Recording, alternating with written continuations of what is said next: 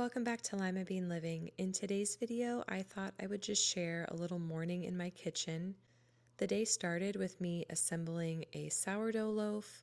I had fed my starter the night before and it had more than doubled in size and was ready to work with. And I'm just adding my water to my bowl and then my starter. Now, for those of you guys who are doing freshly milled flour in your house, does your starter kind of look clumpy like this?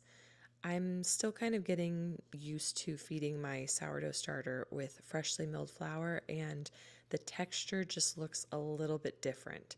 Even though, it's doubled in size and it's obviously ready to work with, when I pour it out, it's not as, I don't know, it doesn't hold all together like it does when I've used bread flour in the past. But anyways, that is something I'm getting used to. But I'm going to go ahead and whisk up my starter and water concoction before adding in my freshly milled flour.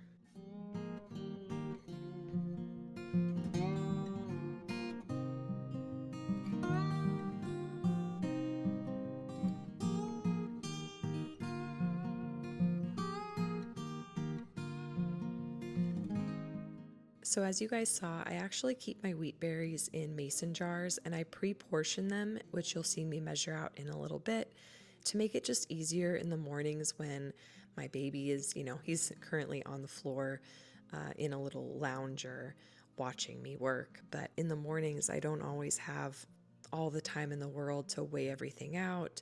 On this day, luckily, my other kids were sleeping, so I was able to get this work done. But on the mornings where I have a little too much on my plate, having my wheat berries already measured out in mason jars makes it a lot easier to ensure that I'm going to use my freshly milled flour. But as you guys saw, I added some salt to my dough, mixed it up, it all came together, and then I pre-portioned out my wheat berries for the next time I wanted to make a loaf, which you guys will see later on in this video. Those wheat berries will be used.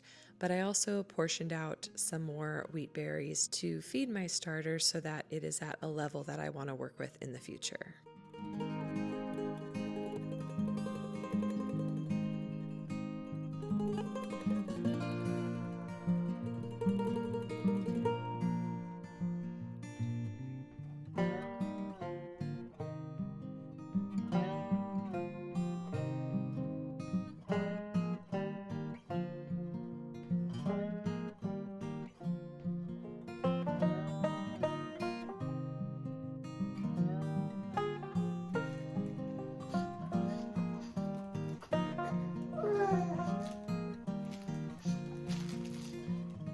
So I put the sourdough dough into the oven under my proofing setting. I am trying to come up with a recipe that involves like very specific times in the oven so that I can get consistent results every single time I make a loaf. I really want to not have to think about things anymore. My brain is already like clogged with too much clutter. Just kind of like the clutter I'm putting away from the dishes in this clip. But I would really like to, have a set recipe where I don't have to worry about like the environment, the humidity in my house, the temperature in my house. If I can have all of the proofing done in the oven, and that is a very controlled setting, then I know, okay, I do so many stretch and folds 30 minutes apart, and then I let it proof for a certain amount of time, take it out, and shape it and throw it in the fridge. And, that can be a very consistent thing for me. Now, I know that sourdough is pretty flexible and, all of that is great. But ideally, I would really like to have something that I can follow my instructions and get a perfect loaf every time. But you guys will see later in the video that I am still trying to figure that out.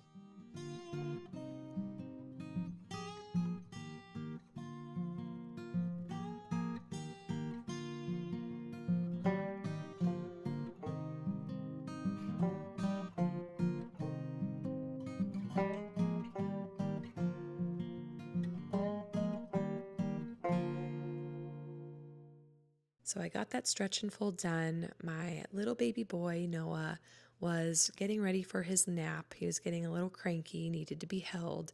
So I'm just cuddling him for a little bit before I pop him back in his bed. And while he is sleeping there, my son Jack had come into my bed because I'm sleeping in a separate room currently with the baby. And he kind of stole my spot. So he was still sleeping, thankfully. And my daughter, I believe, was still asleep. So after getting Noah to bed, I returned to the kitchen, and soon enough, it was time to do another round of stretch and folds. And then I got to filling up my little cold brew container because I am trying to incorporate a new diet to try to lose some of this baby weight that is still lingering from my middle child.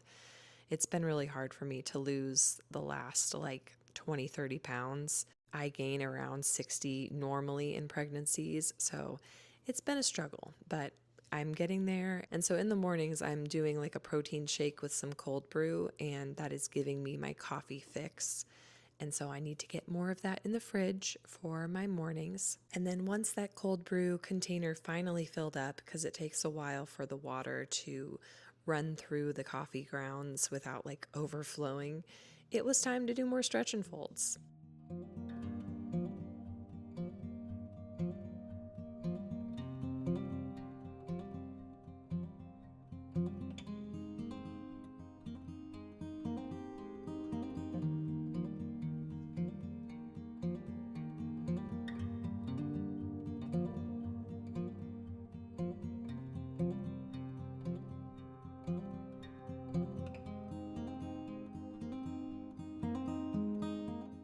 So with the stretch and folds again finally done, I'm throwing my dough back in the oven to proof. And with that out of the way, I can take care of all my kids who are now awake. I think we did mostly just toast for them this morning. And then I'm finally getting around to making my breakfast. On this particular day, I still had a lot of egg powder that I have freeze dried in the past, and our chickens weren't producing a lot of eggs. So one of the things that I tried to do, on a lot of these mornings was to use some of the egg powder as well as one fresh egg to make my scrambled eggs in the morning. And I just find that adding in one fresh egg kind of gives that fresh egg texture that you would expect from just like total fresh scrambled eggs. When I have done just egg powder in the past, there's just like a slightly different texture on the eggs, and I'd rather this resemble more fresh eggs than just egg powder. So I mixed the two. I'd added in some like caramelized onions that I had cooked a previous morning, and then I top it with cheese, and it is delicious.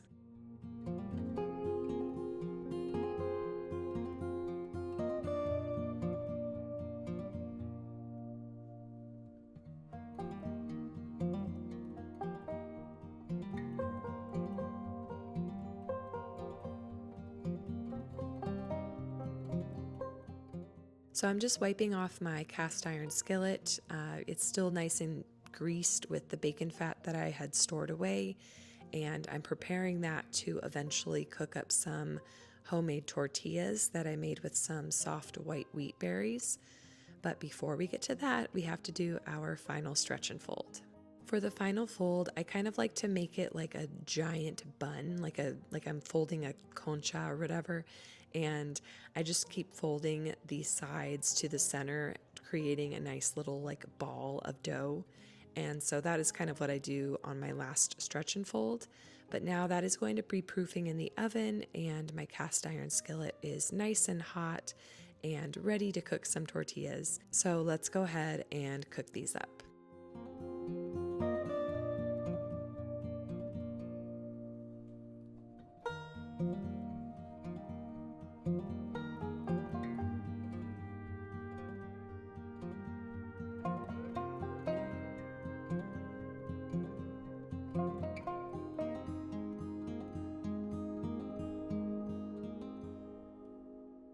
These turned out great. They're nice and soft. You can fold them up. I think they're best when they're fresh, especially with like the freshly milled flour that adds a lot more fiber and texture to the tortilla. So fresh tortillas are always the best, but I store them usually in a plastic bag. And then we're going to be moving on to some of these plants. Now, this plant in particular, I inherited from my sister-in-law who recently passed away, and it was looking kind of scraggly, in the months after her passing. So I was able to propagate some of the leaves, and I'm just hoping to make this plant look a little bit more full. So luckily, some of those propagations, sprouted roots, and I'm just kind of fixing up the plant here.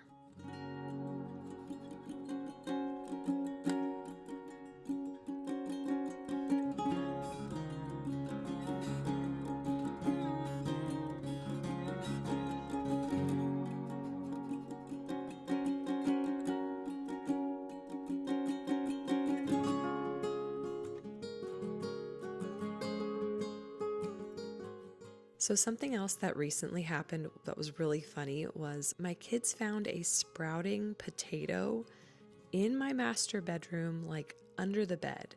How it got there, I have absolutely no idea. But I figured, hey, since this is sprouting and I had some basil that I propagated, let's go ahead and plant this outside. So I headed outside to plant the sprouted potato and the basil. And then I got back to my sourdough, which you can kind of see the texture on the top. It's starting to tear, and that was my first sign that something went wrong. I think I let this dough overproof in the oven.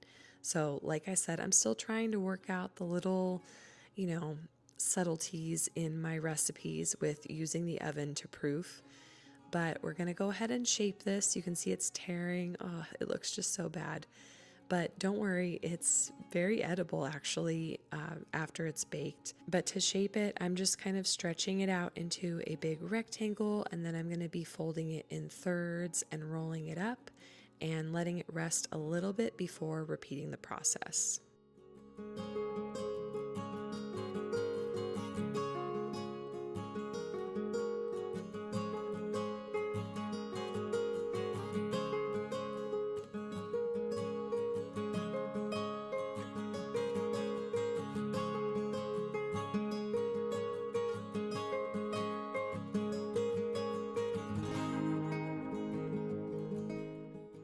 So something that kind of is helpful when you do have overproofed dough is to cook it actually in a loaf pan.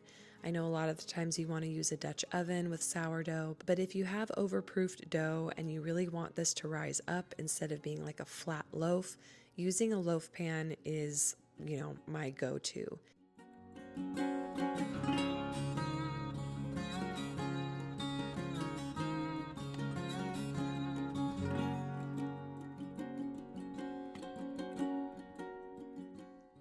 But I just threw this dough in the freezer while I preheated my oven. I figured since it was overproofed, I was just going to bake it right then. And once the oven was preheated to like 475, I topped my loaf with an extra loaf pan to kind of give that Dutch oven feel, even though it wasn't a Dutch oven. And I'm throwing this loaf in without scoring it because I'm going to be doing a technique where I score it at like the 7-minute mark. I honestly don't know if this really helped much with this overproofed loaf, but I have used it in the past and I do like scoring at the 7-minute mark occasionally. So while I wait for that, scoring opportunity to arise, I'm actually going to be making some sprouted lentils for my chickens. So to do that, I just pour some lentils in one of my mason jars. I have a little straining top that I made a long time ago. And I'm just filling up my jar, probably like an inch higher than the lentils with water. And I'm going to be putting that up on my little shelf to soak. And the following day, I'll be rinsing it off. But it is now time to score this loaf. Honestly, it didn't feel very firm. I just kind of score it like a diagonal across the loaf. That's kind of my normal scoring pattern when I'm making sourdough loaves with freshly milled flour. And then we're throwing this back in for another 13 minutes with this lid on. So I'm just taking out the loaf to remove the lid and see kind of how big this loaf will be destined to be, and throwing it back in the oven, reducing the temperature, and it will be cooking for about another 20 minutes. Now, like I said, I was very disappointed that I overproofed this dough, so I used that starter that I had fed earlier in the morning, as well as some more freshly milled flour to make a brand new loaf. And I will show you the comparison of that loaf with the one that is currently in the oven at the end of this video, so you can kind of see like what overproofing really did to my loaf. But what I'm doing here is actually making some garlic honey cough syrup. I had recently made some of this, and I really believe that it got me like through cold season with my kids being sick, and I really, didn't have much symptoms. And I really attribute it to me making this garlic honey concoction. So I put some honey in a jar, chopped up some garlic just really roughly, and topped it off with more honey and gave it a stir, and then threw on a lid and let it be kind of sitting out on my kitchen counter.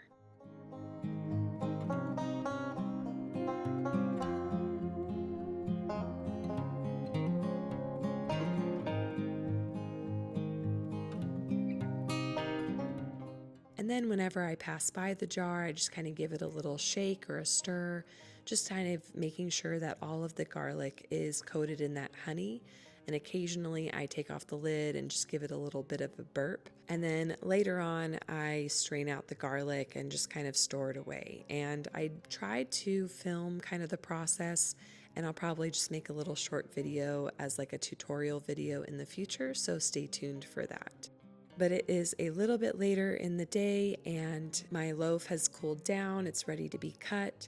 As you guys can see, it's kind of dense, but this is, even when I don't overproof the dough, this is kind of what my freshly milled flour sourdough loaf looks like when I cut into it. It's definitely harder to get some of those bigger bubbles that you would expect from sourdough, but I have since kind of altered my recipe a little bit and gotten slightly larger bubbles, so we're getting there. But the whole point of freshly milled flour is to have something different from store-bought flour, so I have to always remind myself that it's not going to be the same, because that's actually kind of the point, is that it's not the same. So anyways, this overproofed loaf wasn't a complete bust, but I did throw together that other batch and it is now ready to work with. I tried to show you guys how when I punch it down a little bit with my knuckle, how it rises back a little bit, but you still see that indent. And that tells me that the dough is ready. So I went ahead and shaped it, scored it very similarly to the first loaf, and sliced it up once it cooled. So this is, later in the evening. But you guys can see that the loaf that I made second and I didn't overproof had risen a lot more than the overproofed loaf, but the crumb really wasn't much different from the first loaf. Like I mentioned, I'm still experimenting, but once I kind of figure out like all of the little details of what I consider to be a perfect freshly milled flour sourdough loaf, I will make sure to make a video sharing that with you guys. I'd like to thank you guys for joining along as I tackled a bunch of tasks in my kitchen today. Please go ahead and hit that thumbs up button, and if you guys are new, I would love it if you stick around and subscribe, and I'll catch you in the next one.